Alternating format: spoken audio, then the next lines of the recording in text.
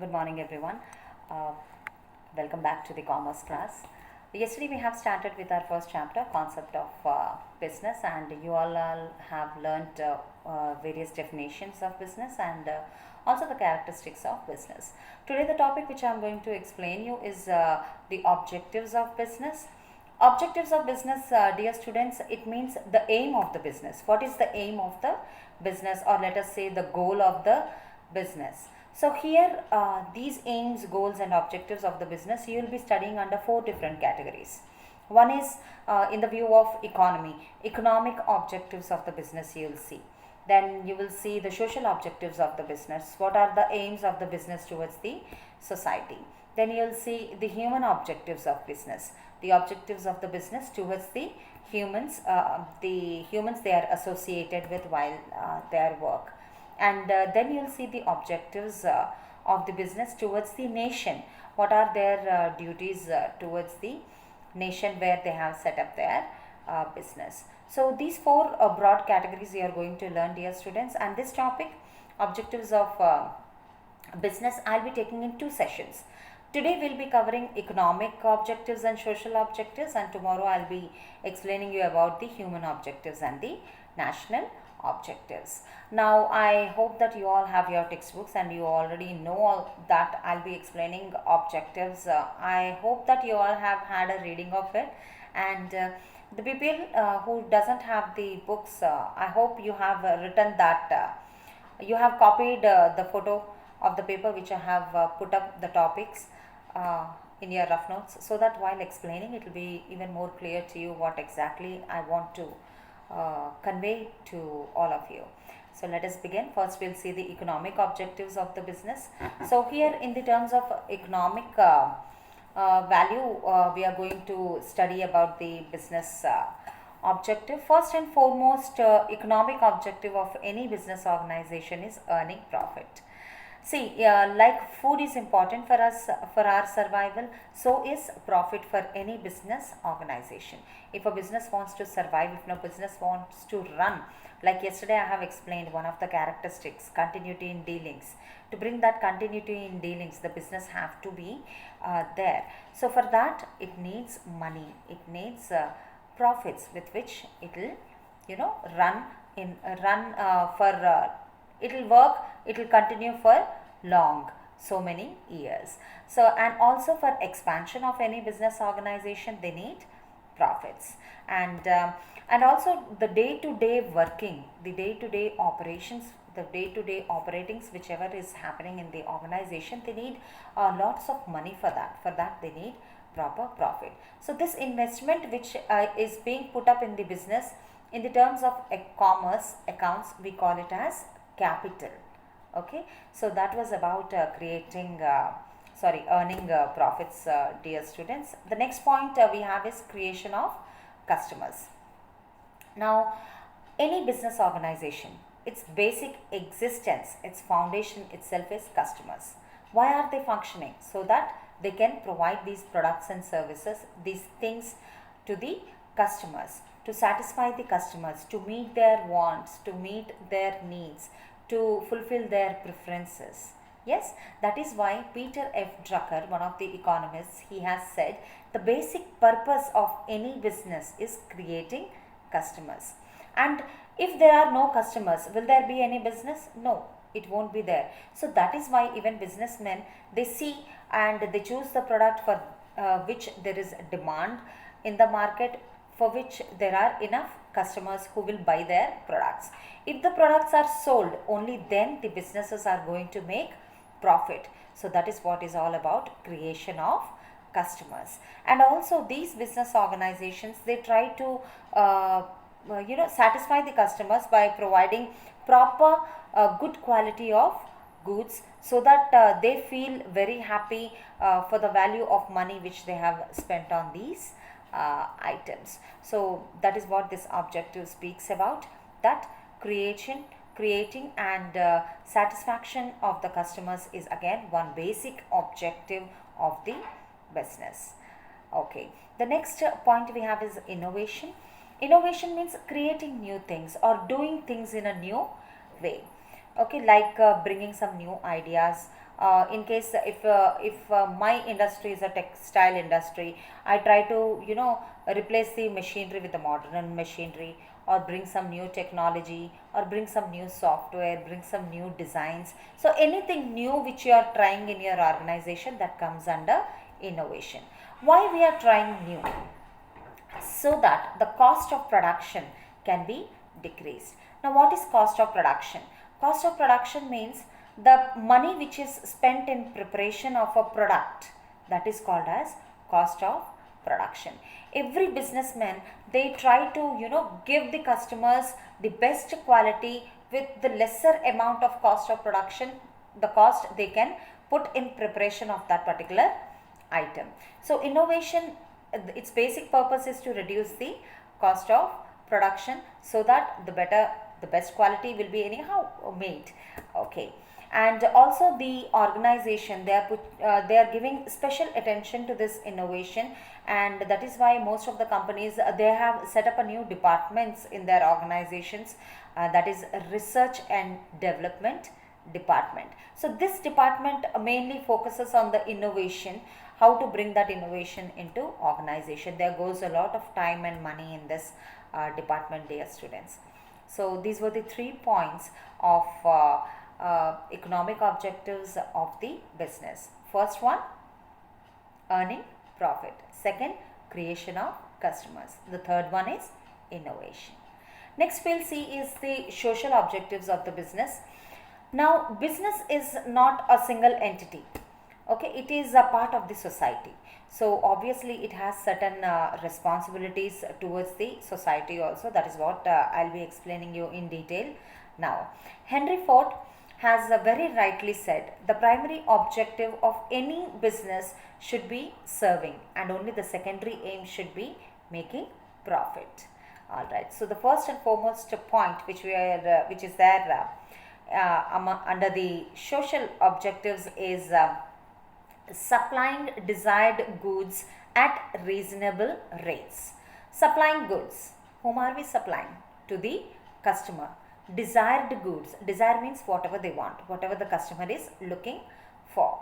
At a reasonable price. Reasonable means correct price. We should not exploit customer, cheat customer by taking more amount from them. So that is a foremost responsibility of a businessman. He should see that whatever the customer is asking for, that item should be supplied. And in case if customer doesn't want, do you think he'll buy? Nobody can pressurize a customer or a consumer to take the product.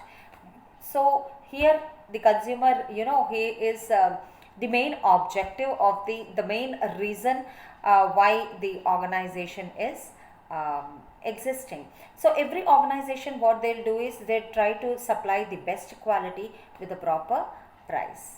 Okay, and no malpractices should be avoided, like giving the customers any defective product, or wrong measurement, then any deficient service, or no unfair trade practices like black marketing or hoarding should be there. Now, what is the term hoarding? HOARDING. Hoarding means, dear students, where a few businessmen, this is restricted, but some people, they just go beyond that and they try to do their business, which is wrong. Hoarding means where the goods are stocked in the godown. Though people want to buy it, they are not, sent out into the market to be sold. When the price increases even more, then these items are released into the market. So that is what is called as hoarding. This should not be done. So what I mean to say, any wrong practice, any wrong doing by the businessman should not be followed, and the pricing should be very reasonable. As per the list, the prices should be, the amount should be taken from the consumer, or the price as per the packaged item it should be taken, or the parties whatever price they have agreed, the seller and buyer, it should be gone by the proper terms as per the contract between both the parties. So that is about supplying of goods at reasonable rate. Next we have is fair remuneration to employees. Now, employees, whoever is working under the businessman, like a businessman, he should be very careful with his customer, so he should be very careful with his employees only, because employees are the one who are, helping the business to grow. They are the one who take the business to the next level. So it is also the responsibility of the businessman to take up the various welfare measures of the employees. So here remuneration means compensation, the money which is being paid to the workers for the work which for their hard work which they are putting up for the company. So what most of the businessmen they are doing is to motivate to their employees. They give them bonuses, and some organizations they also give a part of their profits to their workers. And also the businessmen, they should see to it that they provide very good working conditions, very hygienic. The working conditions where these employees are working, they should be very hygienic and safe. They should be very safe for them, so that if a employee is satisfied, what they'll do even the better work for their boss, for their company. And when the employees are there with the company's growth is very good. So that is what the next objective speaks about, that is fair remuneration to employees. And next we have is employment generation. Employment generation means, we all know one of the social evils in India is unemployment, and to eradicate it, to reduce it, to stop it, business organizations, they play very important role, because big business organizations or even small scale industries, they are providing employment opportunities to n number of people. So generation means providing, multiplying. Employment generation, so business organizations, their first their other objective towards the society is generating the employment. And the next topic we have is social welfare. Every business organization, they should provide this service for the society, for the cultural and religious organizations. And that is why they built many business organizations are there who build schools, hospitals, dharmashalas, or let us say research institutions are built up by them. This is the service which they are doing for the society, because the business organizations, they also help in the improving the living standard of the people.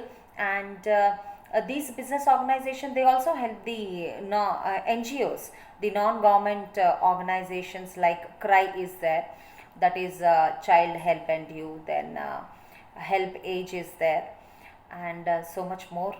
The work is done by the business organizations. And so that was about social welfare. And the last topic we have in social objective is payment of government dues. These companies, the businessmen, they should pay the taxes, the direct or indirect taxes, whatever they are going to pay to the government. On time the payments should be done. A few taxes I'll tell you. Customs, you must have heard, custom tax. What is custom duty? Custom duty or custom tax, same thing, dear students. So custom tax means when these businessmen, they are doing export or import. Export and import means sending our products to other countries, and import means bringing products from them. So when we are bringing and sending out of the country, the tax which we have to pay to the government, that is called as customs duty. Likewise, excise duty, excise, EXCISE. This means that the goods which are produced within our country, for that also this is an indirect tax which is paid to the government. So these business organizations, they should pay it on time. Whether it is sales tax is again taken up on sales. There are many n number of taxes, like dock dues are there. Don't worry about dock dues, this you'll be learning in your further class. Alright, so what I mean to say, the payment of the taxes should be, they should not try to avoid paying, but genuinely whatever tax has to go to the government, they should pay it up. And why it should be paid on time? Because government is again spending that amount on we, the public of the country. So these business organization, they should clear their dues on time. So this was about the social objectives of the business organization, dear students. Hope you all have understood. Any doubts? As I said, tomorrow we'll have the Zoom meeting. At that time you can ask me, and during the Zoom meeting I'll try to explain the human objectives and the national objectives of the business organizations. All right. Thank you so much for listening to my class. You all have a great day today. Bye bye.